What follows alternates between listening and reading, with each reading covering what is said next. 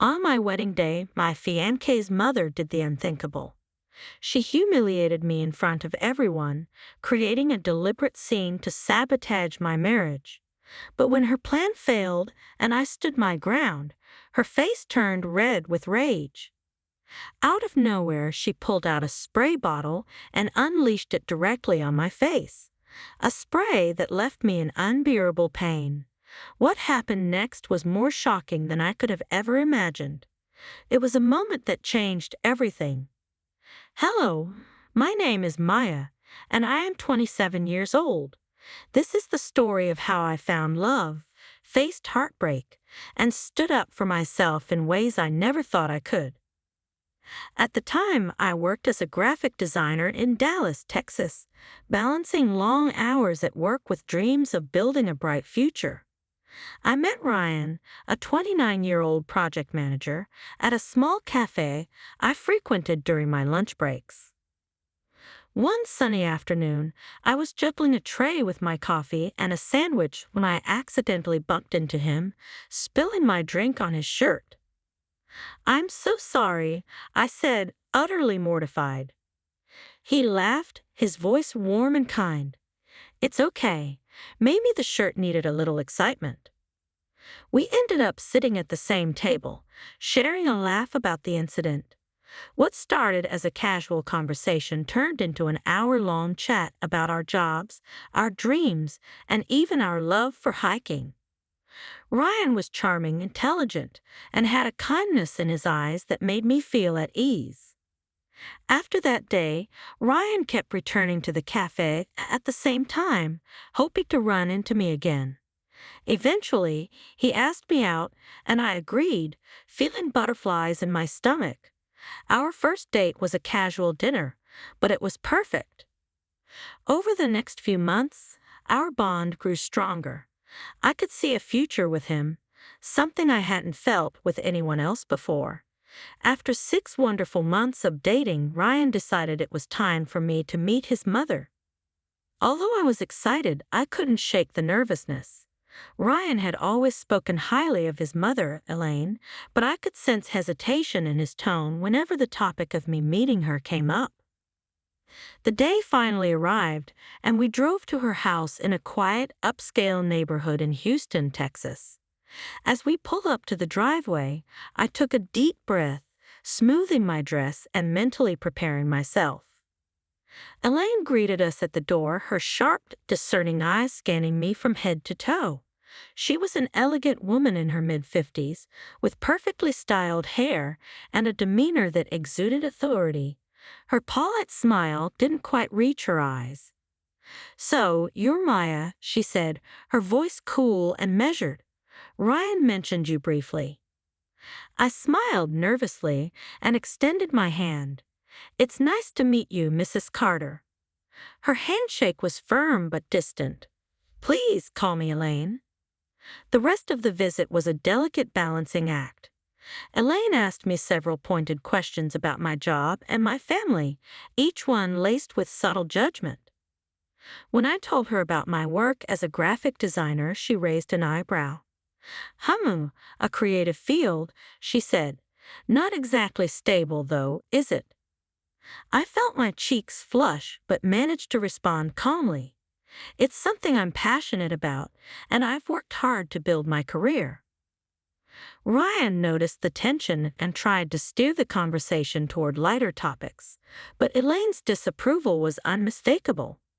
By the time we left, I felt drained and disheartened. "She doesn't like me," I told Ryan as we drove away. "She just needs time," he reassured me. "She'll come around once she gets to know you." Despite the rocky start with Elaine, my relationship with Ryan continued to flourish. Over the next few months, we spent more time together, and he became even more certain about taking the next step: marriage. However, Elaine's disapproval was a constant shadow over our happiness. Ryan eventually decided to have a serious conversation with his mother. One evening, after dinner at her home, he brought up his intentions to propose to me. Mom, he began, his tone calm but firm, I need to talk to you about Maya. I love her, and I've decided to ask her to marry me. Elaine's expression tightened. Ryan, don't be hasty. Marriage is a serious commitment, and frankly, I don't think Maya is the right fit for this family. Mom, Ryan said, his voice rising slightly, you've barely given her a chance. She's intelligent, hardworking, and kind. You haven't even tried to get to know her. Elaine sighed, placing her fork down. Ryan, I only want what's best for you. Marriage isn't just about love, it's about compatibility, lifestyle, background, values. Maya may be a nice girl, but she doesn't come from the same standing as us. Ryan stood his ground. I don't care about any of that. I care about who she is as a person, and she makes me happy. Isn't that what you want for me? Elaine looked at him for a long moment before reluctantly nodding. If this is what you've decided, I won't stand in your way, she said, though her tone was far from enthusiastic. But don't expect me to pretend I approve. Ryan knew this wasn't ideal, but it was the best he could get from her for now. He proposed to me the following weekend in the most beautiful and heartfelt way, and I said yes without hesitation. I was overjoyed, but I couldn't ignore the lingering tension with Elaine. The day of our wedding was a beautiful spring morning in Austin, Texas. I was filled with excitement and nervous anticipation. The ceremony venue was elegantly decorated, with flowers lining the aisle and soft music playing in the background. Ryan and I had chosen an intimate gathering of close family and friends to celebrate our love. As I got ready in the bridal suite, Elaine's presence weighed on my mind. Despite her initial reluctance, she had agreed to attend the wedding. I told myself her opinion didn't matter as long as I had Ryan by my side, but deep down, I feared she might create a scene. My fears came true during the reception. The event was in full swing, and everything seemed perfect, until Elaine approached the table where the gift envelopes were being collected. She picked up the small box where guests had been dropping monetary gifts and began inspecting it. These are all the monetary gifts, she asked loudly, drawing attention from nearby guests. Ryan and I exchanged confused looks. Yes, Mom, he replied. Why? She fixed me with a sharp stare. Traditionally, all monetary gifts from the wedding belong to the groom's family. It's a sign of respect for the family that raised him. I blinked, stunned. Elaine, that's not how we planned it. The money is meant for Ryan and me to build our future together. Elaine's expression hardened. That's not how it works in our family, she said coldly. You're marrying into the Carters, and you should respect our traditions. This $20,000 isn't yours. Her words carried through the room, and I could feel the eyes of our guests turning toward us. My face flushed with embarrassment, but I stood my ground. With all due respect, Elaine, I said, keeping my voice steady, these gifts were given to us as a couple. Ryan and I will decide how to use them. Ryan stepped forward, placing a protective arm around me. Mom, let it go. This is our day, and the gifts are for us. Please don't ruin this moment.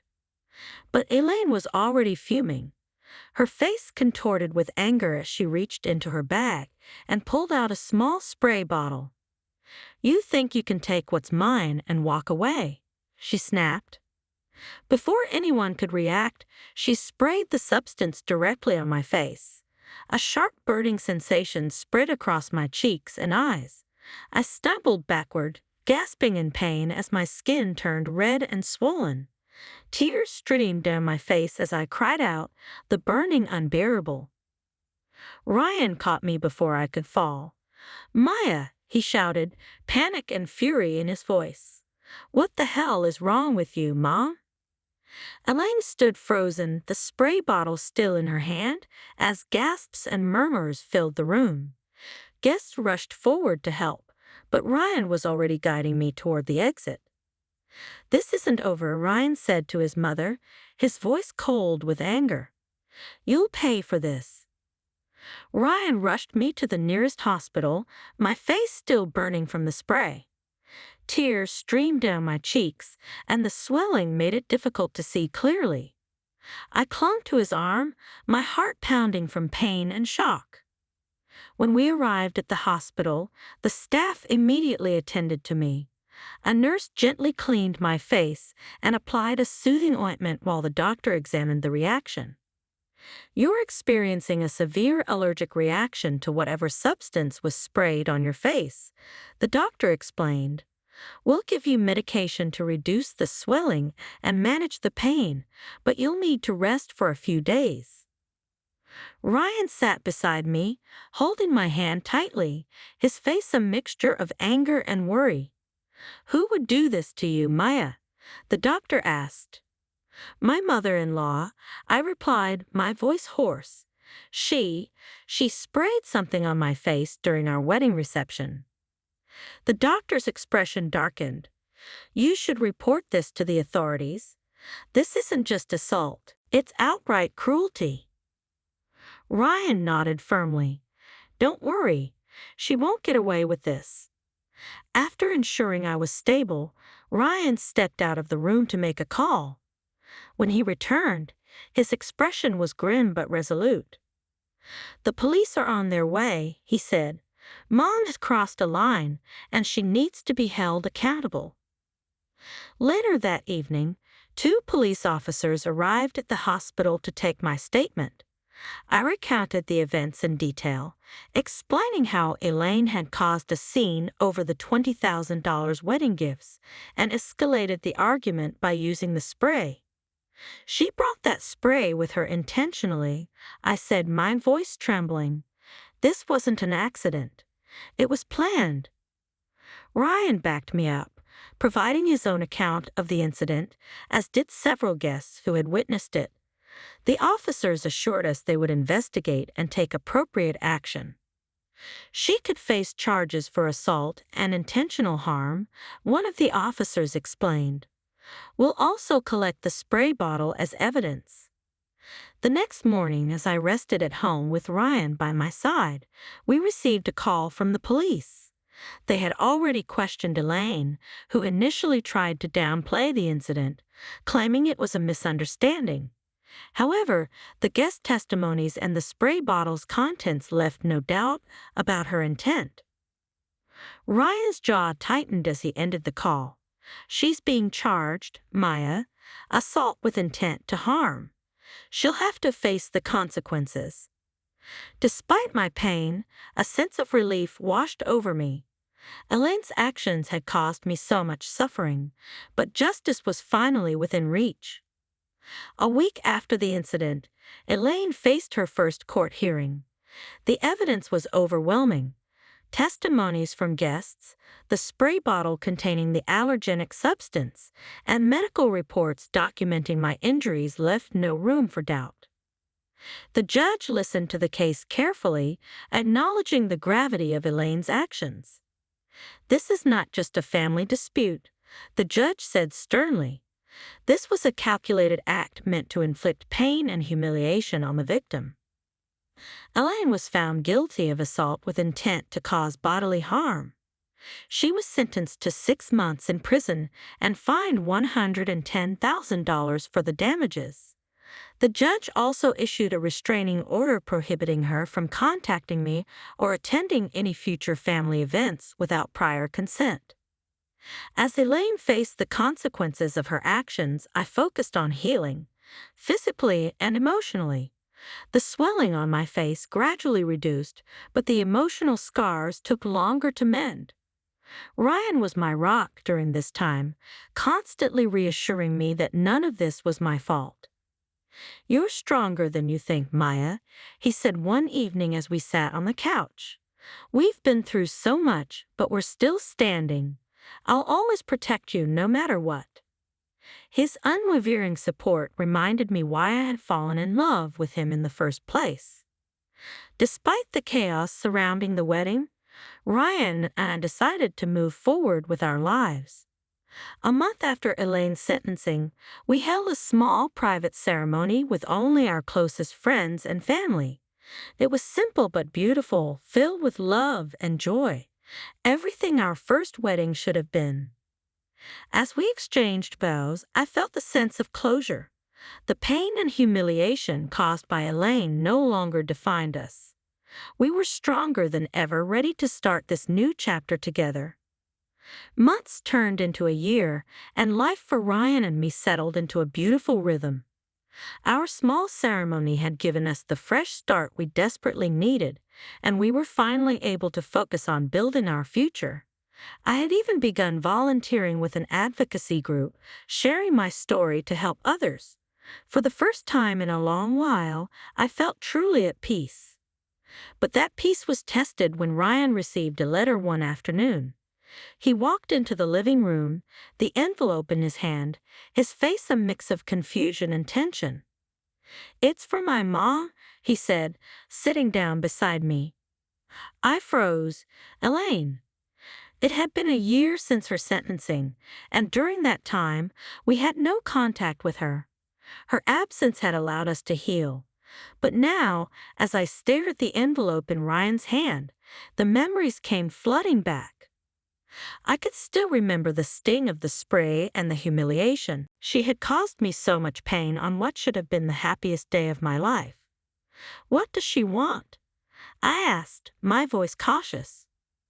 Ryan opened the letter and read it silently before handing it to me. Elaine had written about her regret, claiming she had time to reflect on her actions while in prison. She apologized for her behavior, writing, "I now realize how wrong I was, and I deeply regret the pain I caused you both. I want to make amends and hope to be part of your lives again." I looked up at Ryan. "Do you think she's serious?" He sighed, rubbing his temples. "I don't know. This doesn't erase what she did, Maya, but she's still my mom. I don't know if I can just ignore her." The letter left us both conflicted. Ryan wanted to believe that his mother had changed, but I couldn't forget the pain she had caused me. The memory of her actions still lingered like a shadow over our lives. For days, we debated whether to respond. "I don't want her to hurt us again," I said one evening, my voice trembling. "But I also don't want to be the reason you lose your mother forever." Ryan nodded, his eyes filled with empathy. "I understand, but if there's even a chance she's genuine, maybe it's worth giving her a chance. Not for her, but for us." Finally, we agreed to meet her, but on our terms. I insisted it happen in a neutral, public place, with clear boundaries set beforehand. We met Elaine at a quiet cafe in the heart of the city. She looked different, less composed. Her once flawless appearance softened by the passage of time and her experiences. When she saw us, she stood up nervously, her hands clasped together. "Maya, Ryan," she began, her voice trembling. "Thank you for agreeing to meet me." We sat down, and for a moment, there was only silence. Finally, Elaine spoke. "I know I can't undo what I did," she said, her eyes welling with tears. "I was blinded by my pride and my own insecurities. I lashed out at you, Maya, because I felt like I was losing my son. But I see now how wrong I was. You're a wonderful woman, and Ryan is lucky to have you." Her words surprised me. They felt genuine, but the pain of the past was still fresh. "Elaine," I said, my voice steady, "what you did was more than a mistake. You hurt me deeply, not just physically, but emotionally. It's not something I can easily forget." Elaine nodded, tears streaming down her face. "I know. I don't expect forgiveness overnight. I just want a chance to show you I can be better." Ryan turned to me, his expression conflicted. This was a moment we hadn't fully prepared for. The decision was mine to make, whether to allow Elaine back into our lives or to maintain the distance that had given us peace. I took a deep breath, studying myself as Elaine's words lingered in the air. Ryan sat beside me, waiting for my response, his hand gently resting on mine. The weight of the decision pressed on me. I could see the genuine regret in her eyes, but the scars of her actions still felt fresh. Elaine, I began, my voice firm but not unkind. Forgiveness isn't something that comes easily. What you did caused so much pain, not just to me, but to Ryan as well. You almost broke us. I paused, glancing at Ryan, who gave me a small, encouraging nod. I'm willing to give you a chance to prove yourself. That doesn't mean everything is forgotten, but it means we're willing to start somewhere. On one condition, there will be clear boundaries. If you ever disrespect or hurt us again, there will be no second chances. Elaine wiped her tears with trembling hands, nodding vigorously. Thank you, Maya. I promise you I'll do everything I can to make this right. The first few months after the meeting were cautious but hopeful. Elaine respected our boundaries, keeping her interactions with us light and infrequent. She wrote letters of apology, not just to me, but also to Ryan, acknowledging how her actions had hurt him as well. She even sought therapy to address her issues, something Ryan later told me was a major step for her. While I wasn't ready to completely trust her, the change in her actions was undeniable. I appreciated her efforts to change. 6 months after Elaine's release, Ryan and I hosted a small dinner to celebrate our first anniversary as a married couple. It was the first family gathering we'd had since the incident, and I was hesitant about inviting Elaine. But Ryan assured me she'd been on her best behavior and genuinely wanted to celebrate with us. Elaine arrived with a thoughtful gift, a scrapbook of our wedding photos and memories, something I never thought I'd see from her. I know our wedding day didn't go as planned, she said quietly, but I wanted to honor the love you two share. Her gesture brought tears to my eyes. It wasn't perfect, and it didn't erase the past, but it was a step toward healing. Over time, Elaine's efforts to rebuild our relationship bore fruit. While I remained cautious, I began to see glimpses of a different side of her, a woman who was trying to learn from her mistakes and mend the bonds she had almost destroyed. It wasn't a perfect fairy tale ending, but it was a beginning. Ryan and I continued to grow in our love and partnership. The hardships we faced only strengthened our resolve to build a life rooted in respect and kindness.